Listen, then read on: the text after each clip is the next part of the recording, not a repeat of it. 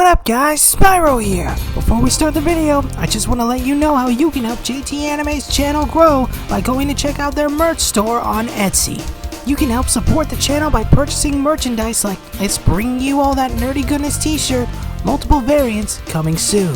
And just to remind you, new merchandise will be added regularly and all confirmed purchases get a special shout out in future videos. You can also support them at their Buy Me a Coffee page, where they'll soon be offering membership exclusive content such as new videos and more of their original and upcoming content like JT Anime and Nerd's new Pendragon Knights of the Round, one of many stories in JT Anime's new superhero universe. Finally, be sure to check out their Amazon affiliate links in the description and pinned comment below. You can not only find incredible products, but also help them toward our goal of turning this YouTube channel into a full-time gig, so they can provide you with higher quality content.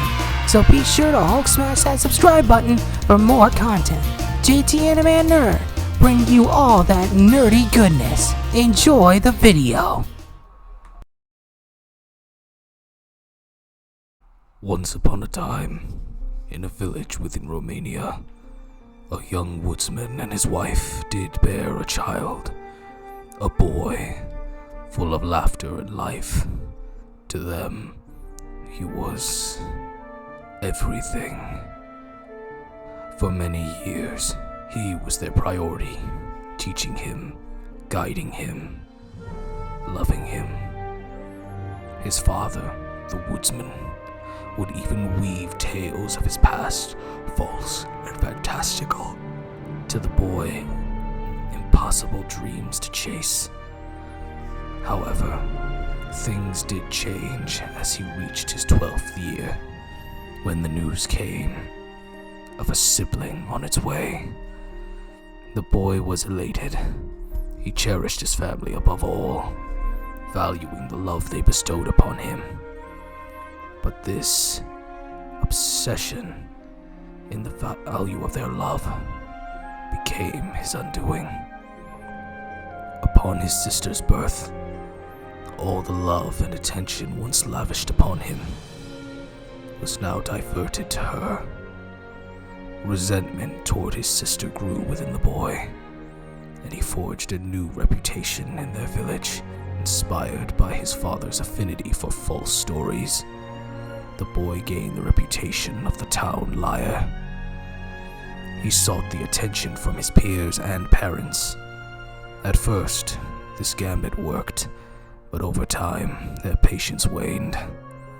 Desperate, the boy chose to utter a perilous falsehood. He cried out to the villagers, proclaiming a wolf had wandered into the village. In those moments where his lies were believed, his parents stood by him, and his sister equally, showering them both with the affection parents naturally bestow upon their offspring.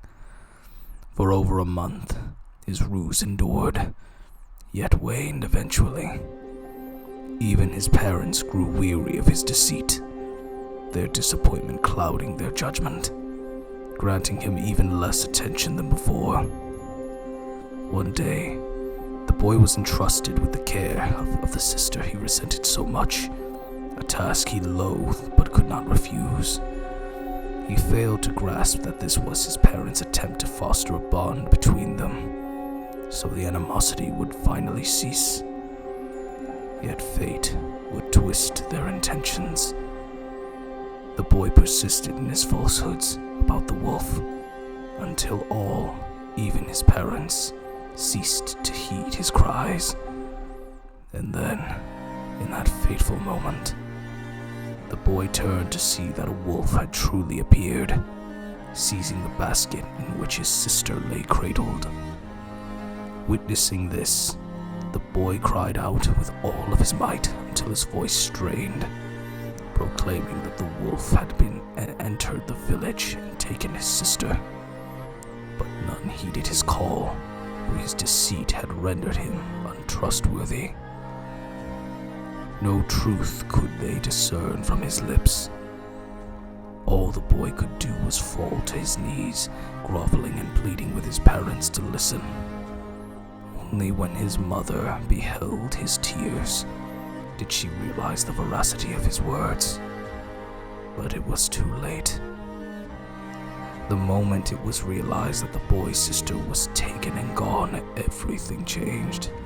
Whatever love the father held for the boy vanished. The resentment the boy harbored for his sister was now mirrored by his father upon him.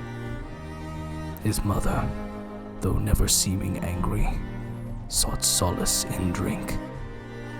Yet even through her despair, she seemed to recognize her error and endeavored to show her boy love.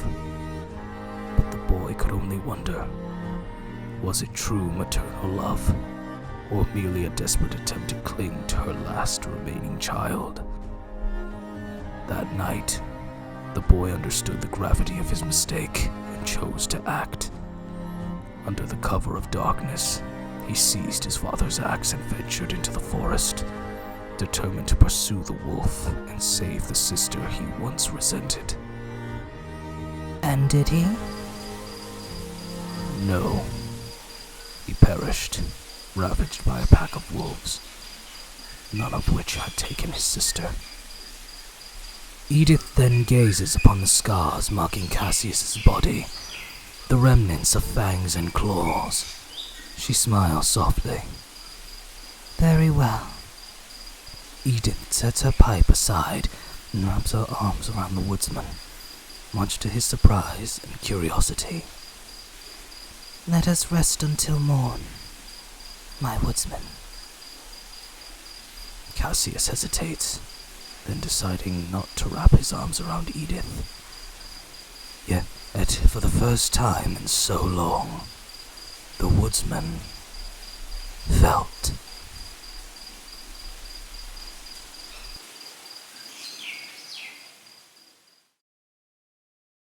Many years prior, in the forests of Romania, the father arrives, searching for his lost son. Son! Son!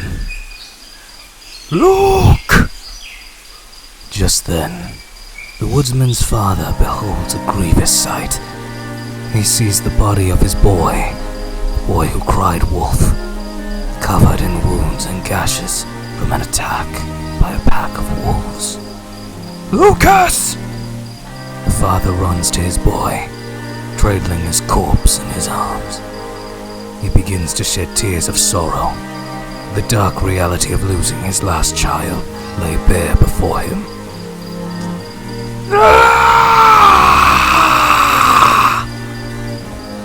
Suddenly, the pack of wolves that attacked the boy appears.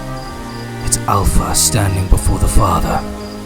The childless woodsman can do nothing more than look up at the wolves with tears streaming down his eyes. Yet his eyes now filled with dark hatred and rage. He picks up the axe his son had stolen from him, wielding it with deadly intent and a killer instinct. The wolf pack growls and bares their fangs. The woodsman stands his ground.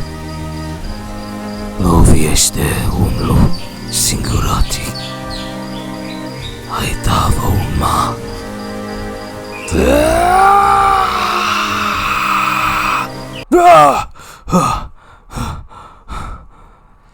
Just then, Cassius glanced to his side, only to find Edith was no longer beside him, his attention swiftly claimed by a sound he had not heard in years, an echo of terror.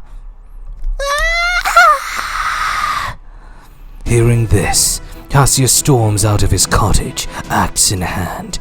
He plunges into the deep woods, where he finds none other than Blanchette, pursued by a fearsome wolf, its body marred with scars, a beast seasoned by countless battles. As the wolf corners the young girl against a tree, Cassius places himself between the child and the beast.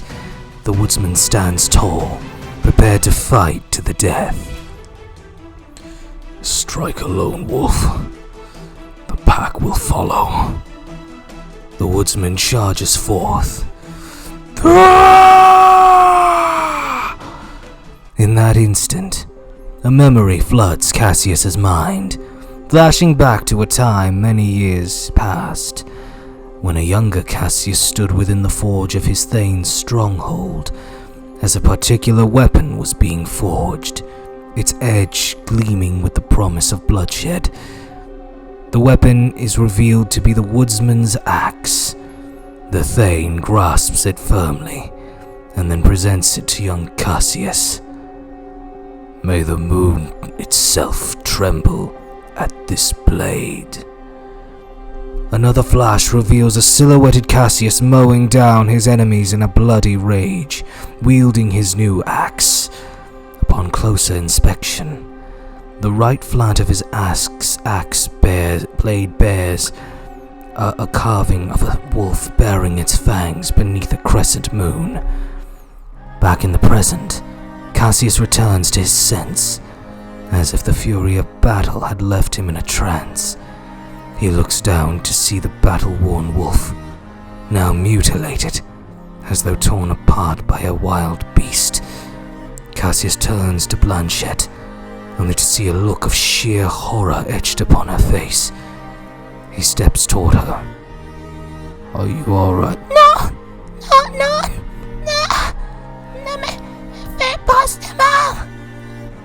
Cassius' expression shifts to one of confusion and pain. Blanchette then bolts toward her cottage, her cries echoing through the trees. Ah, monster! As he watches her flee, Cassius' mind drifts back to the tale of the boy who cried wolf. The boy who begged for help but received it only when it was too late. Cassius would then look down at his hands, stained with the blood of the wolf, understanding now why Blanchette, a little girl, would see him as a monster. Below him, as he looks past his hands, Cassius finds what appears to be a picnic basket she was carrying on the ground, surmising that this big bad wolf was tracking her for food. In somber silence, Cassius finds a nearby river and begins to wash the blood away, the cold water doing little to cleanse the deeper stains left in his soul. Cassius notices the sun sinking beneath the horizon, the day's light fading fast as nightfall approaches. The search for the river and the cleansing of blood had consumed much of the day.